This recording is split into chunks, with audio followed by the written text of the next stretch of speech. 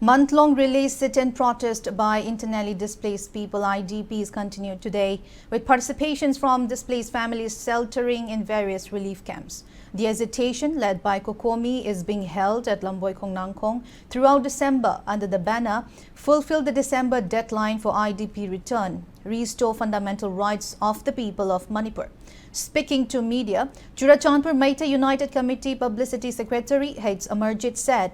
displaced families have been waiting for the December resettlement deadline promised by authorities for the third phase of returning IDPs from periphery areas to their native homes. He expressed disappointment that no visible action has been initiated so far and urged the government to convert its assurances into concrete steps. Amarjit further noted that no response has been received regarding the reminder memorandum submitted yesterday by representatives of Kokomi and IDPs to the Governor and Chief Secretary. He added that under Kokomi's leadership, IDPs will continue to submit reminder memorandums to the Governor and Chief Secretary every day until the government fulfills its commitment.